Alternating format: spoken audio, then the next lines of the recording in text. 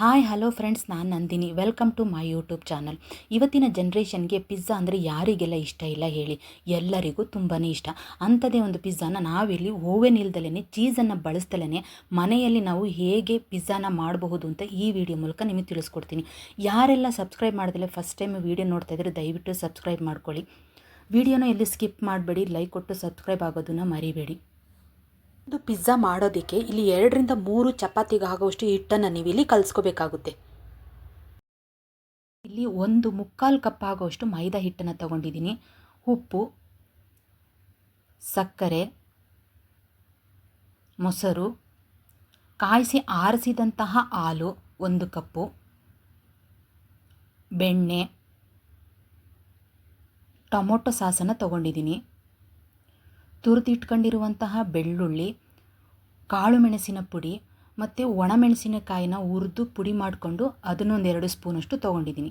ಇದಕ್ಕೆ ಪಿಜ್ಜಾಗೆ ಬೇಕಾಗಿರುವಂತಹ ತರಕಾರಿಗಳನ್ನ ನೀವು ಯಾವುದಾದ್ರೂ ತರಕಾರಿನ ಯೂಸ್ ಮಾಡ್ಕೋಬೋದು. ನಾನಿಲ್ಲಿ ಮನೇಲಿರುವಂತಹ ತರಕಾರಿಗಳನ್ನ ತೊಗೊಂಡಿದ್ದೀನಿ. ಸಿಹಿ ಜೋಳ, ಟೊಮೊಟೊ, ಕ್ಯಾಪ್ಸಿಕಮ್ಮು, ಈರುಳ್ಳಿ ಇದನ್ನಿಷ್ಟು ಕಟ್ ಮಾಡಿ ಇಟ್ಕೊಂಡಿದ್ದೀನಿ. ಮೊದಲಿಗೆ ನಾವಿಲ್ಲಿ ಒಂದು ಪಾತ್ರೆಯಲ್ಲಿ ನಾನು ಇಟ್ಕೊಂಡಿರುವಂತಹ ಮೈದಾ ಹಿಟ್ಟನ್ನು ತೊಗೊತಾ ಇದ್ದೀನಿ. ಇವಾಗ ಇದನ್ನು ಚಪಾತಿ ಥರ ನಾವಿವಾಗ ಅದನ್ನು ನಾದ್ಕೋಬೇಕು. ಮಾವಿಗೆ ತಕ್ಕಂತೆ 1 ಸ್ಪೂನ್ ಆಗುವಷ್ಟು ನಾನು ಸಕ್ಕರೆ ಹಾಕ್ಕೊತಾ ಇದ್ದೀನಿ. ಒಂದು ಅರ್ಧ ಸ್ಪೂನ್ ಆಗುವಷ್ಟು ಉಪ್ಪು ಹಾಕ್ಕೊತಾ ಇದ್ದೀನಿ.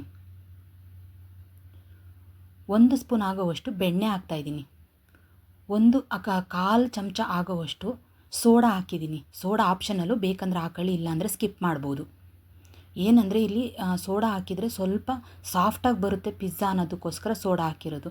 ನಾವಿಲ್ಲಿ ಒಂದು ಚಪಾತಿಗೆ ಹೇಗೆ ಹದ ಬರುತ್ತೋ ಅದಕ್ಕಿಂತ ಸ್ವಲ್ಪ ತೆಳುವಾಗಿ ಇರಬೇಕು. ಆ ಥರ ಇದನ್ನು ಹಿಟ್ಟನ್ನು, ಮೈದಾ ಹಿಟ್ಟನ್ನು ನಾವಿಲ್ಲಿ ಕಲಿಸ್ಕೋಬೇಕು. ಇದನ್ನು ಒಂದು ಅರ್ಧ ಗಂಟೆ ಒಂದು ಮುಚ್ಚಳ ಇಟ್ಟು ಇದನ್ನು ಸೈಡಿಗೆ ಇಟ್ಬಿಡೋಣ. ಒಂದು ಅರ್ಧ ಗಂಟೆ ಆದಮೇಲೆ ಇದನ್ನು ನಾವು ಚೆನ್ನಾಗಿ ನಾದ್ಕೋಬೇಕು. ಇವಾಗ ಒಂದು ಪಾತ್ರೆಯಲ್ಲಿ ನಾವು ಚೀಸ್ ಇಲ್ದಲೇ ಇದು ಪಿಜ್ಜಾ ಮಾಡ್ತಾ ಇರೋದ್ರಿಂದ ಇದನ್ನು ಕ್ರೀಮ್ನ ನಾವು ರೆಡಿ ಮಾಡ್ಕೋಬೇಕು. ಒಂದು ಪಾತ್ರೆನ ಇಟ್ಟು ಇಲ್ಲಿ 1 ಸ್ಪೂನ್ ಆಗೋವಷ್ಟು ನಾನು ಬೆಣ್ಣೆ ಹಾಕಿದ್ದೀನಿ. ನೀವು 2 ಸ್ಪೂನು ಕೂಡ ಹಾಕೋಬೋದು. ಒಂದು ಪಿಜ್ಜಾಗೆ ಒಂದೇ 1 ಸ್ಪೂನು ಮೈದಾ ಹಿಟ್ಟನ್ನು ಹಾಕ್ಕೊಂಡು ಇದನ್ನು ಈ ಬೆಣ್ಣೆ ಒಳಗಡೆ ಚೆನ್ನಾಗಿ ಹುರ್ಕೋಬೇಕು. ಹುರ್ಕೊಂಡು ನಾವು ಏನು ಕಾಯಿಸಿ ಆರಿಸಿರೋ ಹಾಲನ್ನು ಸ್ವಲ್ಪನೇ ಹಾಕಿ ಇದು ಗಂಟು ಹಾಕ್ದಲೇ ಇರೋ ರೀತಿ ಇದನ್ನು ಕ್ರೀಮ್ ಥರ ಮಾಡ್ಕೋಬೇಕು. ಇದನ್ನು ಕಡಿಮೆ ಉರಿನಲ್ಲಿ ನೀವು ಮಾಡ್ಕೋಬೇಕು. ಜಾಸ್ತಿ ಉರಿ ಆದರೆ ಇದು ಮೈದಾ ಮಾವು ಏನಿದೆ ಅದು ತುಂಬಾ ಗಟ್ಟಿಯಾಗುತ್ತೆ, ಇದು ಕರೆಕ್ಟಾಗಿ ಕ್ರೀಮ್ ಆಗಿ ಬರೋದಿಲ್ಲ. ಈಗ ನೀವು ನೋಡ್ತಾ ಇರ್ಬೋದು, ನಾನು ಸ್ವಲ್ಪನೇ ಹಾಲು ಹಾಕಿ ಅದನ್ನು ಕ್ರೀಮ್ ಥರ ನಾನು ಇವಾಗ ಮಾಡ್ಕೊತಾ ಇದ್ದೀನಿ. ಇದಕ್ಕೆ ಸ್ವಲ್ಪ ರುಚಿಗೆ ತಕ್ಕಷ್ಟು ಒಂದು ಅರ್ಧ ಸ್ಪೂನಷ್ಟು ನಾನು ಉಪ್ಪು ಹಾಕ್ಕೊತಾ ಇದ್ದೀನಿ. ಇದಕ್ಕೆ ಸ್ವಲ್ಪ ಒಂದು ಅರ್ಧ ಸ್ಪೂನ್ ಆಗುವಷ್ಟು ಪೆಪ್ಪರ್ ಪೌಡರ್, ಕಾಳು ಮೆಣಸಿನ ಪುಡಿಯನ್ನು ಸೇರಿಸ್ಕೊತಾ ಇದ್ದೀನಿ. ಇವಾಗ ನೀವು ಇದನ್ನು ಚೆನ್ನಾಗಿ ಕಲಸಿ ಇದು ಸ್ವಲ್ಪ ಕ್ರೀಮ್ ಒಂದು ಹದಕ್ಕೆ ಬರೋ ಥರ ನೀವು ಇದನ್ನು ಕ್ರೀಮ್ನ ರೆಡಿ ಮಾಡ್ಕೋಬೇಕು. ತುಂಬ ಗಟ್ಟಿನೂ ಇರಬಾರ್ದು, ತುಂಬ ತೆಳ್ಳಗೂ ಕೂಡ ಇರಬಾರ್ದು. ನೀವು ಇವಾಗ ನೋಡ್ತಾ ಇರ್ಬೋದು, ಈ ಹದದಲ್ಲಿ ಇದು ಕ್ರೀಮ್ ರೆಡಿಯಾಗಿದೆ. ಚೀಸ್ ಬಳಸೋ ಅಂಥವ್ರು ಚೀಸ್ ಹಾಕ್ಬಿಟ್ಟೇ ಮಾಡ್ಕೋಬೋದು. ಚೀಸ್ ಬೇಡ ಅನ್ನೋರು ಈ ಥರ ಕ್ರೀಮ್ನ ಮಾಡಿಕೊಂಡು ಆ ಪಿಜ್ಜಾ ಮೇಲೆ ಹಾಕ್ಕೊಂಡು ಪಿಜ್ಜಾ ಮಾಡ್ಕೋಬಹುದು. ನಂತರ ಇದನ್ನು ತಣ್ಣಗಾಗೋದಕ್ಕೆ ನಾನು ಎತ್ತಿಟ್ಟಿದ್ದೀನಿ. ಇವಾಗ ಇಲ್ಲಿ ನಾನು ಟೊಮೊಟೊ ಸಾಸನ್ನು ತೊಗೊಂಡಿದ್ದೀನಿ. ನೀವಿಲ್ಲಿ ಪಿಜ್ಜಾ ಸಾಸನ್ನೇ ತೊಗೋಬೋದು. ಪಿಜ್ಜಾ ಸಾಸ್ ಇಲ್ಲ ಅಂದಾಗ ಅದಕ್ಕೆ ತಕ್ಕನಂತಹ ಇಲ್ಲಿ ಟೊಮೊಟೊ ಸಾಸ್ ಏನಾದ್ರು ಇದ್ದಾಗ ಅದಕ್ಕೆ ನಾವೇನು ಆಲ್ಟ್ರೇಷನ್ ಮಾಡ್ಕೋಬೋದು ಅಂದರೆ ತುರಿದಿರುವಂತಹ ಬೆಳ್ಳುಳ್ಳಿನ ಹಾಕ್ತಾಯಿದ್ದೀನಿ, ಮತ್ತು ಒಣಮೆಣಸಿನಕಾಯಿನ ಪುಡಿ ಮಾಡಿ ಇಟ್ಕೊಂಡಿದ್ದೀನಲ್ಲ ಅದನ್ನು ಹಾಕ್ಕೊತಾ ಇದ್ದೀನಿ. ಸ್ವಲ್ಪ ಆಲ್ರೆಡಿ ಇದರಲ್ಲಿ ಸಾಸಲ್ಲಿ ಉಪ್ಪು ಇರುತ್ತೆ, ಒಂದು ಸ್ವಲ್ಪ ನೋಡಿಬಿಟ್ಟು ಇದನ್ನು ಉಪ್ಪು ಹಾಕ್ಕೊಂಡು ಇದನ್ನು ಮಿಕ್ಸ್ ಮಾಡ್ಕೋಬೇಕು. ಪಿಜ್ಜಾ ಸಾಸೆ ಸಿಗುತ್ತೆ, ಅದನ್ನೇ ಬೇಕಾದರೆ ನೀವು ಉಪಯೋಗಿಸ್ಕೋಬೋದು. ಅದು ಇಲ್ಲ ಮನೆಯಲ್ಲಿ ಅನ್ನೋದಾದರೆ ಈ ಥರ ಆ ಪಿಜ್ಜಾ ಸಾಸ್ ಥರನೇ ಇದು ರುಚಿ ಕೊಡುತ್ತೆ, ಈ ಥರನೂ ನೀವು ಮಾಡ್ಕೋಬೋದು. ಇವಾಗ ನಾನಿಲ್ಲಿ ಒಂದು ಅಗಲವಾದ ಬಾಯಿ ಇರುವಂತಹ ಪಾತ್ರೆನ ನಾನು ಇಟ್ಕೊಂಡಿದ್ದೀನಿ. ಅದಕ್ಕೆ ತಳಕ್ಕೆ ಇದು ಪಿಜ್ಜಾ ಕೂರೋದಕ್ಕೆ ಒಂದು ಪಾತ್ರೆ ತೊಗೊಂಡಿದ್ದೀನಿ. ಈ ಪಾತ್ರೆ ನಮ್ಮ ಮನೆಯಲ್ಲಿ ಪಿಜ್ಜಾ ಮಾಡೋದಕ್ಕೆ ಅಂತಲೇ ನಾನು ಇಟ್ಕೊಂಡಿದ್ದೀನಿ. ಹಾಗಾಗಿ ಇದು ಪಾತ್ರೆ ಕಪ್ಪಿಡ್ದೋಗಿದೆ. ಹಾಗಾಗಿ ಈ ಥರ ಮನೆಯಲ್ಲಿ ಯಾವುದಾದ್ರು ವೇಸ್ಟ್ ಆಗಿರುವಂತಹ ಪಾತ್ರೆನಲ್ಲಿ ಯಾವುದಾದ್ರು ಇದ್ದರೆ ಅಥವಾ ಪಾತ್ರೆನ ಇಡುವಂಥ ಸ್ಟ್ಯಾಂಡ್ ಏನಾದ್ರು ಇದ್ದರೂ ಇದನ್ನ ಒಳಗಡೆ ಇಟ್ಕೋಬಹುದು. ಇದು ಪಿಜ್ಜಾ ಒಳಗಡೆ ಕುತ್ಕೋಬೇಕು, ಅದ್ರ ಮೇಲೆ ಮುಚ್ಚಳ ಮುಚ್ಕೋಬೇಕು. ಆ ಥರ ಇದನ್ನು ನೀವು ಸೆಟ್ ಮಾಡ್ಕೋಬೇಕು. ಇದನ್ನು ಲೋ ಫ್ಲೇಮಲ್ಲಿ ಅಂದರೆ ಕಡಿಮೆ ಊರಿನಲ್ಲಿ ಒಂದು 10 ನಿಮಿಷ ಇದನ್ನು ಹಾಗೆ ನಾನು ಇಟ್ಟಿದ್ದೀನಿ. ಪಿಜ್ಜಾ ರೆಡಿ ಮಾಡ್ಕೊಳ್ಳೋಕ್ಕಿಂತ ಮುಂಚೆನೇ ನೀವು 10 ನಿಮಿಷ ಇದನ್ನು ಬಿಸಿ ಮಾಡ್ಕೋಬೇಕು. ಇವಾಗ ನಾನಿಲ್ಲಿ ಒಂದು ಪ್ಲೇಟ್ ತೊಗೊಂಡಿದ್ದೀನಿ. ಇದು ಸಿಲ್ವರ್ ಪ್ಲೇಟ್ ಆದರೂ ತೊಗೋಬೋದು, ಇಲ್ಲ ಸ್ಟೀಲ್ ಪ್ಲೇಟ್ ಆದರೂ ತೊಗೋಬೋದು. ಇದಕ್ಕೆ ಬೆಣ್ಣೆನ ಸವರ್ಕೊತಾ ಇದ್ದೀನಿ.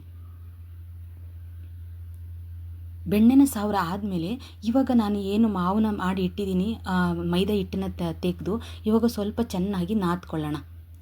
ನಾದ್ಕೊಂಡು ಒಂದು ಸ್ವಲ್ಪ ಹಿಟ್ಟನ್ನು ಹಾಕ್ಕೋಬೇಕು. ಜಾಸ್ತಿ ಮೈದಾ ಹಿಟ್ಟನ್ನು ಹಾಕ್ಕೊಂಡು ಇದನ್ನು ಚಪಾತಿ ಥರ ಲಟ್ಟಿಸ್ಕೋಬಾರ್ದು. ಇವಾಗ ನಾನಿಲ್ಲಿ ಸ್ವಲ್ಪ ಅದರಲ್ಲೇ ಒಂದು ಸ್ವಲ್ಪ ಹಿಟ್ಟು ಹಾಕಿ ಇವಾಗ ಚಪಾತಿ ಥರನೇ ಇದನ್ನು ಲಟ್ಟಿಸ್ಕೊತಾ ಇದ್ದೀನಿ. ಇದು ಪೂರ್ತಿ ಚಪಾತಿ ಥರ ಬರೋವರೆಗೂ ಬೇಡ, ಇದೊಂದು ಅರ್ಧ ಇಂಚ್ ಇರಬೇಕು. ಆ ಥರ ಇದನ್ನು ನಾನಿಲ್ಲಿ ಸ್ವಲ್ಪ ಮಟ್ಟಕ್ಕೆ ಮಾತ್ರ ಇದನ್ನು ಲಟ್ಟಿಸ್ಕೊಂಡು ಇದನ್ನು ನಾನೇನು ಪ್ಲೇಟಿಗೆ ಬೆಣ್ಣೆ ಹಾಕಿ ಇಟ್ಟಿದ್ದೀನೋ ಆ ಪ್ಲೇಟಿಗೆ ಇದನ್ನು ಹಾಕಿ ಆ ಪ್ಲೇಟ್ ತುಂಬ ಫುಲ್ ಆಗೋ ಹಾಗೆ ಸ್ಪ್ರೆಡ್ ಮಾಡ್ಕೊತೀನಿ.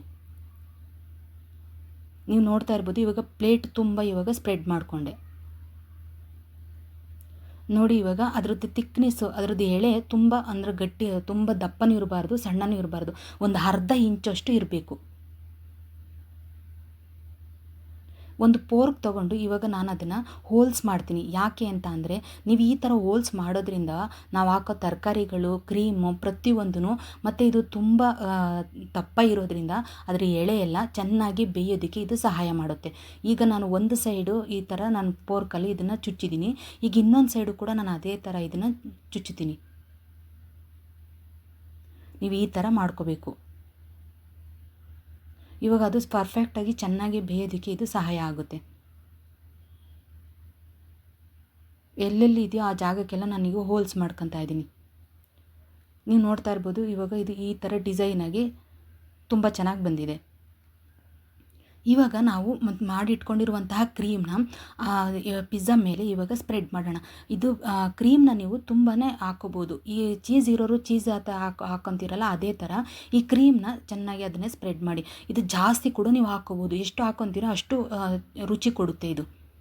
ಇಲ್ಲಿ ಟೊಮೊಟೊ ಸಾಸನ್ನು ನಾನು ರೆಡಿ ಮಾಡಿದ್ದೀನಲ್ಲ ಅದನ್ನು ಹಾಕ್ಕೊತಾ ಇದ್ದೀನಿ. ಟೊಮೊಟೊ ಸಾಸನ್ನು ತುಂಬ ಹಾಕಬಾರ್ದು, ಯಾಕೆಂದರೆ ಹುಳಿ ಬಂದುಬಿಡುತ್ತೆ. ಸ್ವಲ್ಪ ಲೈಟಾಗಿ ಅದ್ರ ಮೇಲೆ ನೀವು ಹಾಕೊಂಡು ಸ್ಪ್ರೆಡ್ ಮಾಡಬೇಕು. ಈಗ ಉಳಿದಿರುವಂಥ ತರಕಾರಿಗಳನ್ನ ನಾವೇನು ಕಟ್ ಮಾಡಿ ಇಟ್ಕೊಂಡಿದ್ದೀವಿ ಆ ತರಕಾರಿಗಳನ್ನೆಲ್ಲ ನಾನು ಜೋಡಿಸ್ಕೊತಾ ಇದ್ದೀನಿ. ಮೊದಲಿಗೆ ಈರುಳ್ಳಿನ ಜೋಡಿಸ್ಕೊತಾ ಇದ್ದೀನಿ. ನಂತರ ಕ್ಯಾಪ್ಸಿಕಮ್ಮು, ನೀವು ಯಾವ ಥರನಾದ್ರೂ ಜೋಡಿಸ್ಕೋಬೋದು. ಇದನ್ನು ನೀವು ಮಶ್ರೂಮ್ ತೊಗೋಬೋದು, ಪನ್ನೀರ್ ತೊಗೋಬೋದು, ಈ ಥರ ನಿಮ್ಗೆ ಇಷ್ಟ ಆದ ತರಕಾರಿಗಳನ್ನ ಜೋಡಿಸ್ಕೋಬೋದು. ನಾನಿಲ್ಲಿ ತೊಗೊಂಡಿರುವಂತಹ ಸಿಹಿ ಜೋಳ, ಕ್ಯಾಪ್ಸಿಕಮ್ಮು, ಟೊಮೊಟೊ, ಈರುಳ್ಳಿನ ನಾನು ಈ ರೀತಿ ಜೋಡಿಸ್ಕೊಂಡಿದ್ದೀನಿ. ಅಟ್ ಲಾಸ್ಟ್ ಫೈನಲ್ ಆಗಿ ಈಗ ನೋಡ್ತಾ ಇರ್ಬೋದು ಪಿಜ್ಜಾ ಈ ಥರ ರೆಡಿಯಾಗಿದೆ. ಇವಾಗ ಆಲ್ರೆಡಿ ನಾನು ಬಿಸಿ ಮಾಡೋದಕ್ಕೆ ಇಟ್ಟಿದ್ದೀನಲ್ಲ ಆ ಪಾತ್ರೆಯಲ್ಲಿ ಇವಾಗ ಇದನ್ನು ಒಳಗಡೆ ಇಡ್ತೀನಿ. ಇಟ್ಟು ಒಂದು ಮುಚ್ಚಳನ ಮುಚ್ಚಿ ಇವಾಗ ಪಿಜ್ಜಾನ ಪಿಜ್ಜಾನ ಮಾಡೋದಕ್ಕೆ ಕಮ್ಮಿ ಅಂದ್ರೂ ಅರ್ಧ ಗಂಟೆ ಲೋ ಫ್ಲೇಮಲ್ಲೇ ಕಡಿಮೆ ಉರಿನಲ್ಲಿ ನೀವು ಬೇಯಿಸ್ಕೋಬೇಕು. ನಾನಿಲ್ಲಿ 10 ನಿಮಿಷ ಮೀಡಿಯಮ್ ಫ್ಲೇಮಲ್ಲಿ, 15 ನಿಮಿಷ ಕಡಿಮೆ ಉರಿನಲ್ಲಿ ನಾನಿಲ್ಲಿ ಬೇಯಿಸ್ಕೊತೀನಿ. ಈಗ ನಾನು ಇದೆಲ್ಲ ಬೆಂದು ಆದಮೇಲೆ ನಿಮಗೆ ಒಂದು 25 ನಿಮಿಷ ಆದಮೇಲೆ ನಾನು ಯಾವ ಥರ ಬೆಂದಿದೆ ಅಂತ ತೋರಿಸ್ತಾ ಇದ್ದೀನಿ ನೋಡಿ. ತಳ ಸ್ವಲ್ಪ ಮಟ್ಟಿಗೆ ಕಂದು ಬಣ್ಣ ಬಂದಿರಬೇಕು. ಇವಾಗ ನನಗೆ ಇನ್ನೂ ಇದು ಸ್ವಲ್ಪ ಬೇಯಬೇಕು ಅಂತ ಅನ್ನಿಸ್ತೈತೆ. ಹಾಗಾಗಿ ಇನ್ನೂ 5 ನಿಮಿಷ ಕಮ್ಮಿ ಊರಿನಲ್ಲಿ ಕಡಿಮೆ ಊರಿನಲ್ಲಿ ಲೋ ಫ್ಲೇಮಲ್ಲಿ ಇದನ್ನು ಬೇಯಿಸ್ಕೊತಾ ಇದ್ದೀನಿ. ಇವಾಗ ನೋಡ್ತಾ ಇರ್ಬೋದು ಇದು ಆಲ್ರೆಡಿ ಇವಾಗ ರೆಡಿ ಆಯಿತು. ಇವಾಗ ಅದನ್ನು ಎತ್ತಿಟ್ಕೊಂಡು ನಿಮ್ಮಲ್ಲಿರುವಂತಹ ಚಿಲ್ಲಿ ಫ್ಲೆಕ್ಸ್ ಇರ್ತದಲ್ಲ, ಅಂದರೆ ಒಣಮೆಣಸಿನಕಾಯಿ ಪುಡಿನ ಮಾಡ್ಕೊಂಡಿದ್ರಲ್ಲ ಅದನ್ನಾದರೂ ಸೇರಿಸ್ಕೋಬೋದು. ಇಲ್ಲ ವರಾಂಗೋ ಅಂತ ಒಂದು ಅಂಗಡಿನಲ್ಲಿ ಸಿಕ್ಕುತ್ತೆ, ಅದನ್ನಾದರೂ ಇದ್ದರೆ ಮನೆಯಲ್ಲಿ ಹಾಕ್ಕೋಬೋದು. ಇಲ್ಲ ಅಂತ ಅಂದರೆ ನೀವು ಹಾಗೇನೂ ತಿನ್ನಬಹುದು. ಇವಾಗ ಸೂಪರಾಗಿರೋ ರೆಡಿಯಾಗಿದೆ. ಇದು ಚಾಕು ತೊಗೊಂಡು ಇದನ್ನು ಕಟ್ ಮಾಡಿ ನಿಮಗೆ ತೋರಿಸ್ತೀನಿ ಅದು ಯಾವ ರೀತಿ ಬಂದಿದೆ ಅಂತ. ನೋಡಿ ಇದ್ರ ಥಿಕ್ನೆಸ್ ನೋಡಿ, ಅದ್ರ ಎಳೆ ಎಷ್ಟು ದಪ್ಪ ಇದೆ ಮತ್ತು ಸಾಫ್ಟಾಗಿದೆ. ತಿನ್ನೋದಕ್ಕೆ ತುಂಬಾ ರುಚಿಯಾಗಿರುತ್ತೆ. ಹೊರಗಡೆ ಮಾಡಿರುವಂತಹ ಪಿಜ್ಜಾನ ತಂದು ಮನೆಯಲ್ಲಿ ತಿನ್ನೋದಕ್ಕಿಂತ ನಮ್ಮ ಮನೆಯಲ್ಲಿ ನಮ್ಮ ಕೈಯಾರ ರುಚಿಕರವಾಗಿ ಪಿಜ್ಜಾವನ್ನು ಮಾಡ್ಕೊಂಡು ತಿನ್ನೋದ್ರಲ್ಲಿ ತುಂಬಾ ಖುಷಿ ಇರುತ್ತೆ. ನೋಡಿದ್ರಲ್ಲ ಫ್ರೆಂಡ್ಸ್, ಓವನ್ ಇಲ್ದಲೇ ಚೀಸ್ ಬಳಸದಲ್ಲೇ ಮನೆಯಲ್ಲೇ ನಾವು ಪಿಜ್ಜಾವನ್ನು ಹೇಗೆ ಮಾಡ್ಕೋಬೋದು ಅಂತ. ಈ ವಿಡಿಯೋ ಎಲ್ಲರಿಗೂ ಇಷ್ಟ ಆಯಿತು ಅನ್ಕೋತೀನಿ. ಎಲ್ಲರೂ ಒಂದು ಬಾರಿ ಟ್ರೈ ಮಾಡಿ ಹೇಗೆ ಬಂತು ಅಂತ ಕಮೆಂಟ್ಸ್ ಮೂಲಕ ತಿಳಿಸಿ. ಮುಂದಿನ ವಿಡಿಯೋದೊಂದಿಗೆ ನಿಮ್ಮೊಂದಿಗೆ ಬರ್ತೀನಿ.